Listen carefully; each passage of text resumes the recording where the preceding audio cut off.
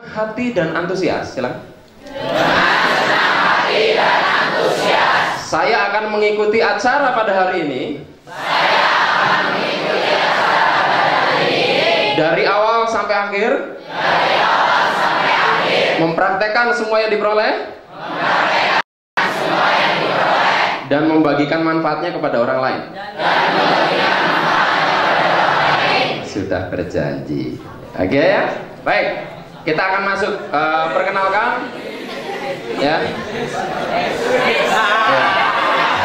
Jika Anda melihat bahwa gambarnya lebih ganteng dari aslinya, karena ini sudah diedit pakai Photoshop ya. Perkenalkan, nama saya Arif Rahutomo. Tapi kalau Anda ikut acara pelatihan atau jalan-jalan ke Gramedia, melihat salah satu buku ya, judulnya The Power of Mind. Ini adalah salah satu buku yang saya tulis yang Anda bisa temukan di toko buku Gramedia di seluruh Indonesia. Nah, teman-teman semua, Arif Rahutomo disingkat Arif RH. Jadi RH kependekan dari Rahutomo, bukan Raja Hutan ya. Saya lahir di Yogyakarta 8 Juli 79. Terakhir kali menempuh pendidikan di Universitas Jenderal Sudirman ya. Hobi saya musik, baca, diskusi, dan ikut pelatihan. Moto saya adalah applying what we know is everything. Artinya apa, Mas? Dia bingung, apa Mas? Rambut keriting. Applying what we know is everything artinya mempraktekkan apa yang kita tahu adalah segalanya. Ya? Apa maksudnya? Sekarang yuk kita coba. Nanti tolong yang punya tangan kanan silakan angkat tangan nanti ya. Saya mau nanya kepada Anda, siapa di antara adik-adikku yang baik ini yang setuju bahwa olahraga di pagi hari, olahraganya terserah Anda. Siapa yang setuju bahwa olahraga di pagi hari sangat baik untuk kesehatan? Good, angkat tangannya. Ya, tetap di atas ya. Anda bisa rasakan aroma di ruangan ini berubah. Di sini dulu, tetap ya. Oke, good. Ya. Sekarang saya mau nanya kepada Anda yang angkat tangan, siapa di antara Anda yang betul-betul tiap pagi olahraga? Good. Kita baru saja lihat fenomena, mungkin ada beberapa yang tetap mengangkat tangan. Ya, kita semua tahu bahwa olahraga baik untuk kesehatan, tetapi yang kita tahu belum tentu kita praktekkan. Nah, banyak orang gagal dalam itu bukan karena tidak tahu, tetapi mereka terlalu banyak tahu, tidak ada yang dipraktekkan satupun. Lebih mending makan singkong tetapi nyata dibandingkan ayam tetapi hanya bayangan saja. Ya kan? Good, ya, ini saya, profil saya juga punya klinik di Purwokerto. Tadi pagi juga habis menerapi seorang pasien ya. Jadi keseharian saya seperti itu ya. Baik, teman-teman, apa namanya, menurut Anda Indonesia kaya, negara yang kaya atau tidak? Kaya. Karena apa? Sumber emas terbesar di dunia salah satunya ada di Irian Jaya. Sumber batu bara terbesar ada di Kabupaten Lahat. Kemarin saya diundang ke Palembang, di Kabupaten Lahat, jadi saya ke Palembang dulu 1 jam. Nah, dari apa namanya, Palembang menuju Kabupaten Lahat itu sekitar 6 jam ya, sekitar 6 jam. Nah, di sana ternyata Kabupaten Lahat ini adalah gudang batu bara se-Indonesia ya. Gudang batu bara se-Indonesia. Tapi coba kenapa Amin Rais menulis sebuah buku judulnya Agenda Mendesak Bangsa Selamatkan Indonesia? Menurut Anda kenapa? Kenapa Indonesia harus diselamatkan? Mantap sekali. Mas Oza ada nggak ya? Oh, belum ada, nanti ya. Baik, terus saya tunjukkan kenapa saya tunjukkan kenapa Indonesia harus kita selamatkan. Makanya saya cerita awalnya dari sini. Teman-teman semua, ternyata faktanya lebih dari 100 juta masyarakat Indonesia hidup di bawah garis kemiskinan. Kemudian utang Indonesia saat ini 1.600 triliun. Berapa nolnya? Ya? Saking banyaknya you cannot count the gelinding-gelinding ya. Anda sampai tidak bisa menghitung angka nolnya. Ya, 1.600 triliun itu luar biasa, nolnya berarti 12 ditambah 1.600, coba 1.600 triliun. Nah, Indonesia jumlah penduduknya rata-rata setelah termasuk dihitung jumlah bayi yang lahir, total penduduk Indonesia adalah 200 juta. Artinya kalau dibuat rata-rata, setiap orang di Indonesia menanggung hutang sebesar 8 juta rupiah, termasuk Anda. So, saya punya cerita kalau misalkan ada orang Indonesia meninggal ketika mau masuk surga, ditanya malaikatnya, "Wih, Anda orang mana?" "Indonesia." "Nanti dulu."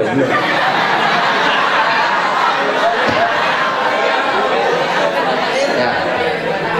Baik. Nah, ada semua ya 8 juta rupiah. Makanya ibaratnya bayi lahir di Indonesia itu udah nanggung hutang 8 juta. Makanya bayi di Indonesia lahirnya nangis. Nambah hutang gitu. Kalau di negeri yang nggak ada hutang, mungkin bayinya lahir langsung ketawa. Oke. Nah sekarang adik-adik, gimana sih caranya kita maju berubah jadi negara yang bagus? Nah sekarang kita lihat. Kita belajar yuk dari negara Korea, dari negaranya Dong Yi ya. Istri saya seneng banget Dong Yi, makanya kalau sudah Dong Yi sudah nggak bisa diganggu ya. Tahun 1950 Korea Selatan adalah salah satu negara yang termasuk miskin, sama miskinnya dengan negara-negara di Afrika ya. Nah ekonominya di sana bersandar hanya ke pertanian. Tidak ada sumber daya alam kayak kita. Ada kita emas, tambang, minyak itu di sana sedikit sekali. Jadi Korea negara yang jauh lebih miskin dibanding kita. Kita lihat potret Korea. Nah ini ibu-ibu dari mana nih? Ya. Kemudian, ini foto tentara. Jadi waktu zaman dijajah oleh Jepang, Korea juga dijajah oleh Jepang sama kita sama ya. Saya nggak tahu apakah Naruto terlibat dalam penjajahan.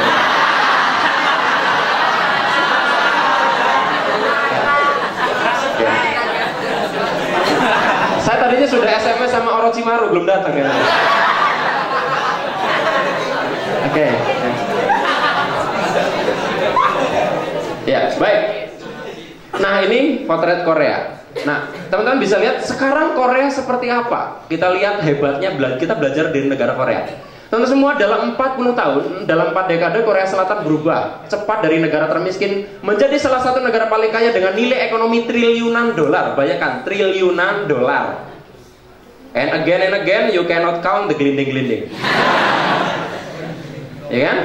Kemudian, seorang ilmuwan mengamankan bahwa Korea tahun 2050 akan jadi negara terkaya nomor 2 dengan pertumbuhan ekonomi tercepat. Kita lihat Korea saat ini seperti apa ya. Nah, ini potret negara Korea ya. Anda bayangin aja Mas ya sini.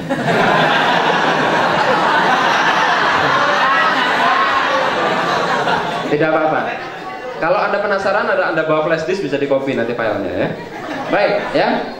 Kemudian, ini adalah salah satu mobil mewah yang diproduksi oleh PT Hyundai Kia Automotive Group. Perusahaan ini adalah nomor 4 di dunia, perusahaan dari Korea ya. Kemudian ini adalah MS Oasis, merupakan kapal penumpang terbesar di dunia. Kapal ini dibuat oleh perusahaan Korsel. Pernah dengar kapal penumpang terbesar buatan Indonesia? Belum kan? Nah itu adalah PR buat kita bersama. Yang sering kali kita dengar di Indonesia justru adalah mendoan terbesar di dunia. Ya kan? Lumpia terbesar di dunia. Sudah pasti menang karena mendoan cuma ada di Indonesia.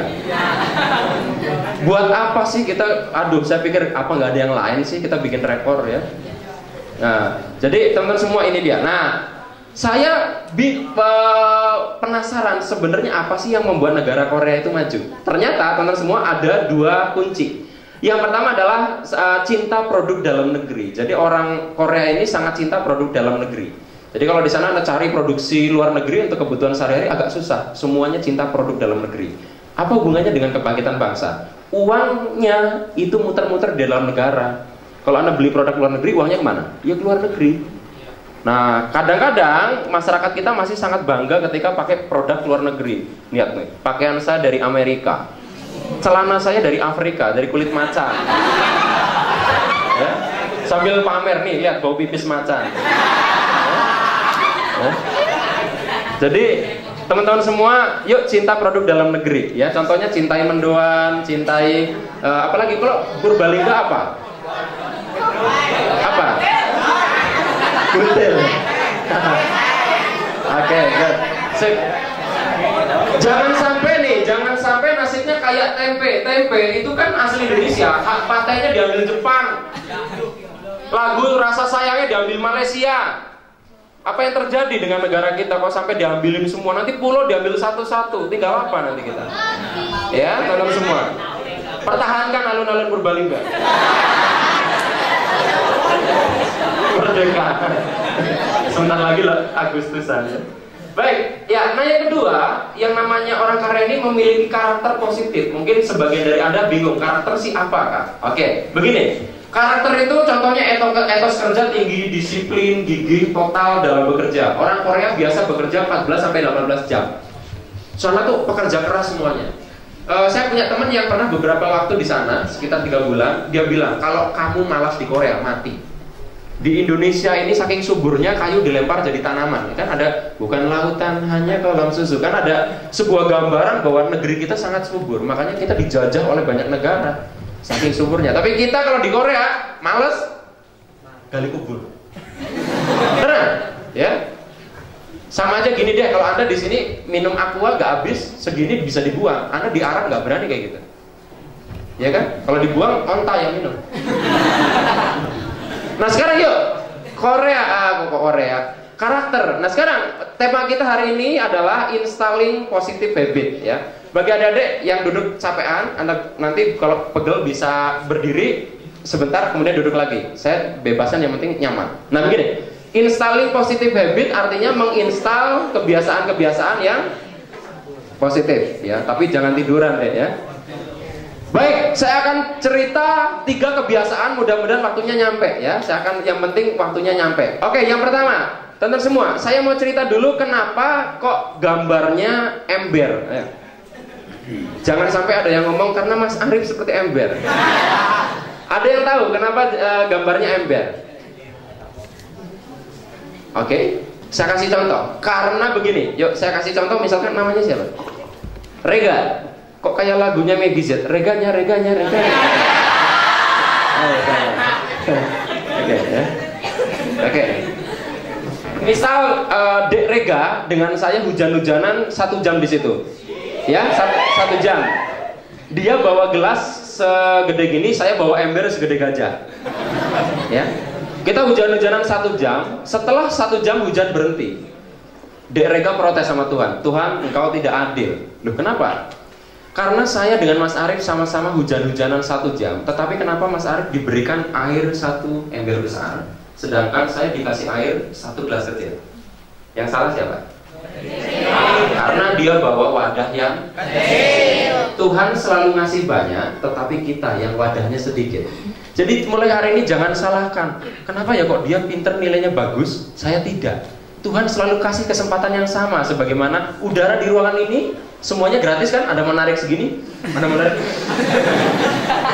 Terserah Anda. Begitu juga dalam prestasi. Nah sekarang, jadi karakter ini kalau dirubah luar biasa hasilnya. Nah sekarang kita lihat, kita belajar dari Adam Ko. Siapa di sini yang udah pernah dengar cerita Adam Ko? Belum ya? Oke, saya cerita. Adam Ko ini orang Singapura. Ya, dia waktu kecil, waktu SD suka sekali main game, ya sangat akut sekali, dan dia benci belajar, ya, dan sukanya nonton TV. Itu dia kesehariannya. Kemudian teman-teman semua karena sangat kecanduan main game, akhirnya dia tidak pernah belajar, dan nilainya waktu SD 0 semua. Kalau di huruf itu nilainya F, fail, gagal. Ya, bayangkan, ini kan parah sekali. SD nilainya udah 0. Akhirnya kelas 3 di DO. Kelas 3 SD dikeluarkan dari sekolahnya karena jadi biangkerok terus, dengan harapan dipindah ke SD yang lain nasibnya berubah. Ternyata podo wae. Akhirnya si Adam Ko ini diluluskan oleh kepala sekolahnya dengan predikat kasihan. Jadi kalau misalkan ibarat wisuda itu, selamat Anda lulus dari sekolah ini dengan predikat sangat memuaskan. Yang ini kasihan. Itu yang terjadi. Nah, teman-teman semua, Adam Ko ini akhirnya didaftarkan oleh orang tuanya ke 6 sekolah pilihan, ke SMP pilihan. Ternyata tidak ada satupun dari 6 sekolah itu yang mau menerima Adam Ko. Setelah melihat prestasi akademiknya, waduh, kami nggak sanggup kalau menerima anak ibu seperti ini. Sehingga kata orang tuanya ngomong kepada Adam Ko, you are Madesu.